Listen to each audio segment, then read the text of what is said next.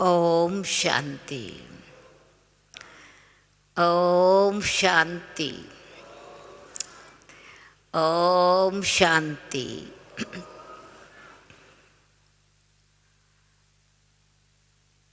1974 में दादी जी का लंदन सेवार्थ जाना हुआ और उसी समय दीदी मनमोहिनी जी तथा दादी जी ने हमारा प्रोग्राम बनाया कि हमको भी लंदन सेवार्थ जाना है।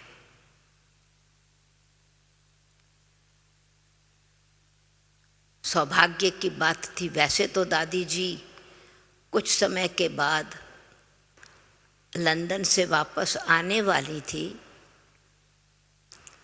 परंतु सेवा को देखते हुए, स्थान को देखते हुए, बेहद की सेवा की भावना से दादी का प्रोग्राम ऐसे ही रहा कि वहाँ रहने का टाइम बढ़ता चला गया। वो सुंदर समय था दिन रात संग रहने का। भारत में आने की फिर तो प्रोग्राम ही यही था कि वहीं रहना है, तो उसके लिए परमानेंट रहने के लिए फिर हमको वहाँ का ग्रीन कार्ड लेने के हिसाब से, मतलब भारत में आने की छुट्टी नहीं थी। अगर भारत में आना है तो विजिटर की तरह आएंगे, विदेश में फिर विजिटर की तरह वापस आ जाएंगे। तो जब ये क्लियर हो गया कि वहीं रहना है,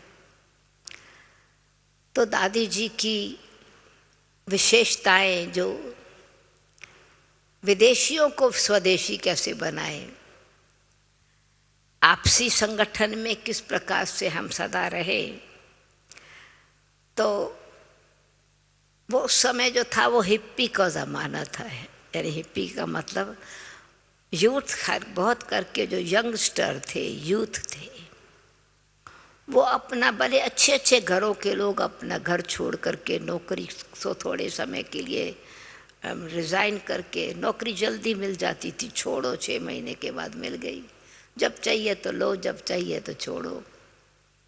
तो अच्छे अच्छे घरों से ऐसे ही थे जैसे जिनको वैराग्य था, परंतु रास्ता नहीं था कहाँ जाना है, जीवन का कोई लक्ष्य नहीं था, पर अंदर की खोज तो थी। तो ऐसे लोग जब आना शुरू हुए, जिनको खोज तो है परंतु क्लियर नहीं है, तो दादी जी ने ऐसे ही जैसे कोई भटक जाते हैं, जैसे गौएं बिछड़ जाती हैं या कोई अपने घर से भटक जाते हैं, तो उनको ठिकाना मिलता है, तो उनको लगता है कि हम अपने स्थान पर आ गए। तो एक रूहानियत का आकर्षण दादी जी ने क्रिएट किया। भट्टी तो योग तो हमेशा शाम को होता ही था, और दादी जी खुद इंटरेस्ट लेती थी। तो जो आने वाले, हम जो पहले रहने वाले साथ में, हमारे साथ जयंती बहन, दादी जी, हम ये 3 तो परमानेंट रहते थे, बाकी बहनें आने जाने वाली वहाँ के आते जाते रहते थे। फिर धीरे धीरे कुमारियों का क्लास हुआ, बढ़ते चले गए। पर दादी जी ने विशेषता, और जयंती बहन के पेरेंट्स वहाँ थे, तो वो भी दिन में आती थी। तो दादी जी का एक नेचुरल संस्कार, जो हमारे में भी संस्कार भरा, पालना का संस्कार, रूहानियत के स्नेह से कैसे आत्माओं को बाबा के साथ संबंध जुटाना है।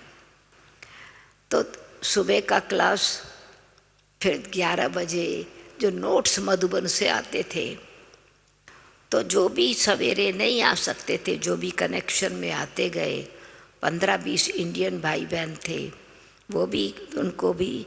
तो दादी जी रोज़ जो मधुबन से पोस्ट आती थी वो पढ़ के सुनाती थी। तो 11 बजे का क्लास, कोई क्लास और नहीं होता था, पर हम घर वाले ही 5-7 जो आसपास से आ सकते थे उनके साथ दादी बैठती थी।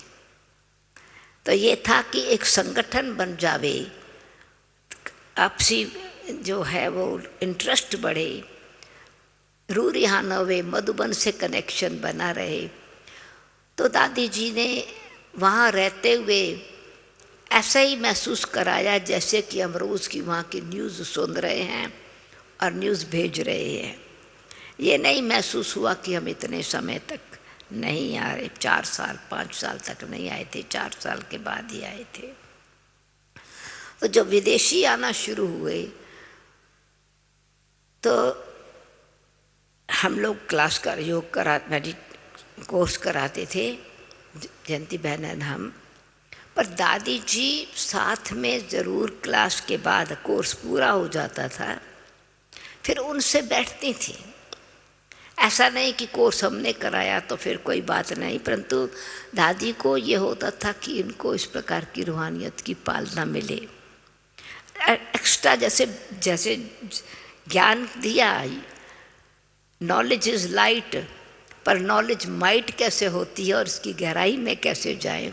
तो अभी तो हम लोग कहते हैं वर्कशॉप के हिसाब से या सेमिनार के हिसाब से, पर वो दादी जी छोटा सा एक कमरा था, 5-7 लोग अगर जो आते थे तो बहुत अच्छी टॉपिक के हिसाब से जो बाबा की मेन मुरली होती थी उस पर ही क्वेश्चन आंसर कराते थे। मानो टॉपिक है सोल कॉन्शियस और बॉडी कॉन्शियस का कॉन्ट्रास्ट, न केवल सिर्फ पॉइंट्स, परंतु फिर दादी जी उसके प्रैक्टिकल में अभ्यास कैसे करना चाहिए।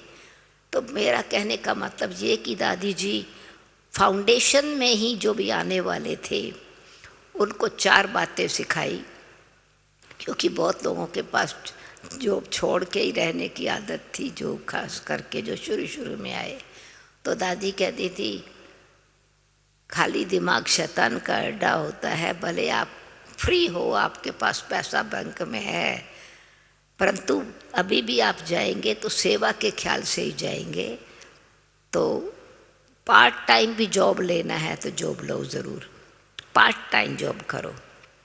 दूसरी बात यह सिखाई कि अपने घर में कमरे में एक बाबा का छोटा सा रूम कॉर्नर ज़रूर बनाओ, जिसमें आपके घर का एटमॉस्फेयर ऐसे होवे जैसे कि बाबा के कमरे में आप बैठे हो, आपका ऑफिस है तो भी वहीं साथ उसी एक ही कमरे में रहने का भी है, तो बाबा का छोटा सा कॉर्नर का घर भी है और साथ साथ भोजन भी खुद बनाना है। तो ये जैसे कि बेसिक ट्रेनिंग, मेरा कहने का मतलब बेसिक फाउंडेशन जो डाली। अमृत वेले के योग के लिए तो बुला लेते थे सेंटर पर या करके योग करने का है। और तीसरी बात ये थी कि अपने घर वालों के साथ कनेक्शन जरूर रखो, क्योंकि कोई 4-4, 5-7 साल घर वालों से संबंध नहीं जोड़ते थे। उससे क्या रिजल्ट हुआ कि घर वालों को जब ये पता चला कि हमारे बच्चे इस प्रकार से आगे बढ़ते चले जा रहे और उनमें उनका कनेक्शन जुटा, तो घर वालों का भी सेवा और उनके बच्चों की भी सेवा। दादी जी ने फिर धीरे धीरे भवन बनवाने शुरू किए, भाइयों का स्थान, क्योंकि वो भाई सीख गए, समझो कि अच्छा घर साफ रखना है, योग युक्त होके रहना है, एटमॉस्फेयर खराब ना होवे, इसीलिए कोई बाहर का शाम को बाहर कहीं नहीं जाना है। तो मकान मालिक जिसमें मकान में वो रहते थे वो इतने प्रभावित होते थे कि ये यंगस्टर्स न टीवी चलाते हैं न रेडियो चलाते हैं, साइलेंस का एटमॉस्फेयर है, घर स्वच्छ रखते हैं। उसका प्रभाव क्या हुआ कि मकान मालिक ने कहा आपको कोई अगर ऐसा दूसरा व्यक्ति हो ना तो मेरा मकान खाली होगा तो आप उसको बुलाओ। तो ऐसे करते करते एक ही कमरे, एक ही शहर, एक ही मकान में 4-5 भाई इकट्ठे हो गए, समझो भवन तैयार हो गया। फिर एक व्यक्ति, उनका फादर 4 साल के बाद बच्चे को देखा तो आया, उसने कहा कि आप किराए पर रहते हैं, क्यों नहीं मैं एक स्थान आपको लेके दे दूं। क्योंकि वो बेटे को नहीं तो मिलिट्री पर जाना होता था, तो इसलिए वो वहाँ से ईरान से समझो लंदन में आ गया था। तो बेटे को उसने एक मकान दिया, उस मकान में फिर पांडव भवन बना। ऐसे ही कुमारियों का स्थान बना, कोई ना कोई उनको स्थान मिला तो कुमारियों का भवन बना। तो दादी जी ने, क्योंकि हम अपना मकान जो हमारा था वो तो किराए पर था, दो कमरे थे सिर्फ, और धीरे धीरे हम 5 रहने लगे, तो स्थान तो रहने का था ही नहीं। उसी कमरे में सोते थे, जो अपना क्लासरूम था उसकी गद्दी पर दादी जी रात को सोती थी, हम लोग ज़मीन पर सोते थे। तो परंतु वो भवन होने से फिर धीरे धीरे उनको जैसे रहने का स्थान मिला और ट्रेनिंग मिली, तो बहनों का भवन, शक्ति भवन, पांडव भवन, शांति भवन, सुखधाम, ऐसे भवन तैयार होने लगे। और जब आसपास की सेवा यूरोप की शुरू हुई और जो विदेशी दूसरे स्थानों पर, हाँ, तो कहने का मतलब ये था उनको मर्यादाएं और जीवन की धारणा सिखाने का भाव, ये कि जो पहले उनके पास, विदेशियों के पास स्वतंत्रता का संस्कार था, कोई संबंधियों से न्यारे रहने का, दादी जी ने उनके साथ संबंध जुड़वा करके उनसे ही सेवा कराई। तो ये जो विशेष हमारे भाई जिनको चार्ले है, कैन है, ये इनके पेरेंट्स तो बड़े अच्छे कुल के थे। जब वो वापस अपने घरों में गए तो उनको पेरेंट्स ने फिर अपना सहयोग दे करके वहाँ सेवा करवाना शुरू किया। तो ये था जब सेवा का संबंध, जब अपने जीवन से दूसरों की ज्योत कैसे जगाए। इस प्रकार से तो अनेक एग्जाम्पल बने, बहुत सेंटर ऐसे भी खुलते चले गए। और फिर हम वहाँ जाते, दादी भेजती थी कि जहाँ जहाँ ये भाई लोगों ने, बहनों ने अपना स्थान घर में गए हैं, आप जा कर के उनको और पक्का करो, ट्रेनिंग कराओ। तो ऐसे दादी ने हमारे अंदर भी ऐसे उत्साह भरा।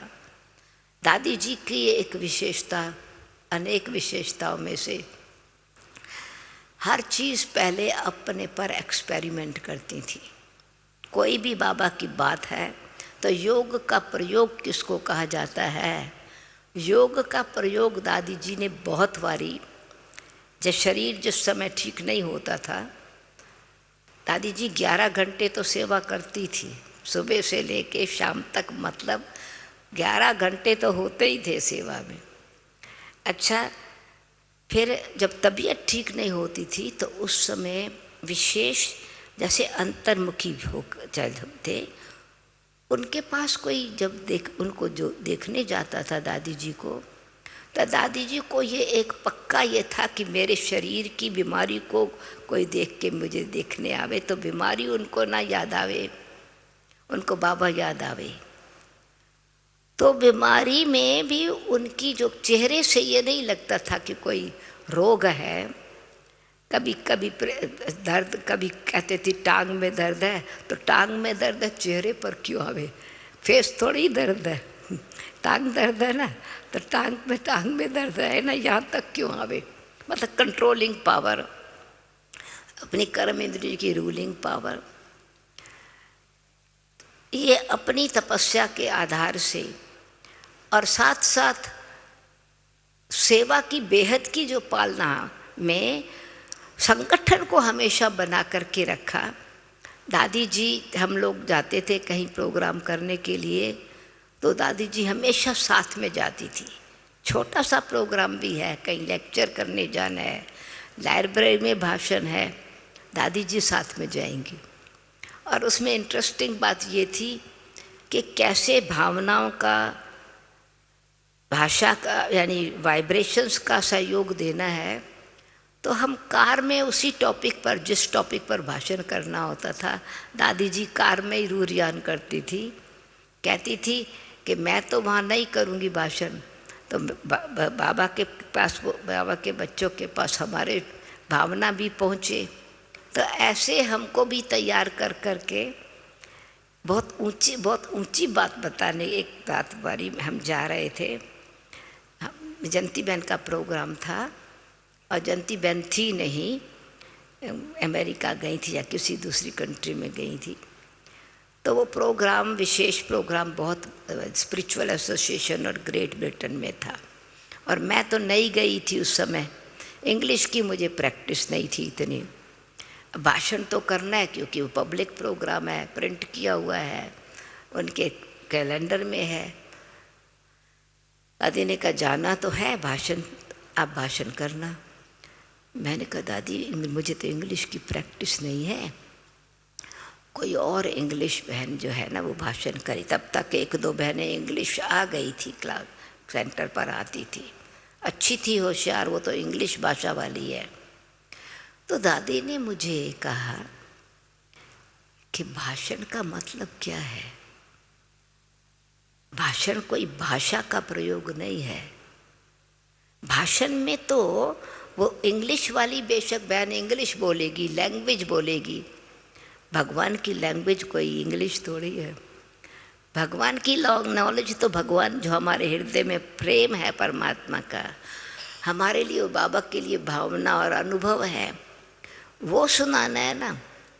तो भाषा की बात नहीं है, आप भावना से कि बाबा की बात सुना रहे हैं, बाबा के अनुभव सुना रहे हैं, बाबा का ज्ञान सुना रहे हैं, तो बाबा अपने आप ही जिन उन आत्माओं को जो देना है वो दे देंगे। भाषा कॉन्शियस नहीं बनो, लैंग्वेज कॉन्शियस नहीं बनो, भाव कॉन्शियस बनो कि हमको भगवान का उनको संदेश देना कैसे है। तो मेरे इस डर को जैसे थोड़ा था ना, यानी संकोच, दे भान, एक बारी दादी ने कहा ये भी तो दे अभिमान है ना, इसको भी छोड़ना है। तो यानी अपने अंदर जैसे दादी जी में अब नेचुरल रीति से, ये भावना से, प्रेम से किसी आत्मा को जो भी देना है तो बाबा को जो देना होगा वो हमसे दिलवा देंगे। भाषण किया तो उसके रिजल्ट में तो बहुत अच्छे अच्छे प्रोग्राम और भी आगे मिल गए। तो जैसे खुद में कॉन्फिडेंस था, करेज था, लक्ष्य पक्का था, ऐसे भाषा की भाव से भी दूर करवा दिया। तो ये भी दादी जी की एक देन थी। ओम शांति।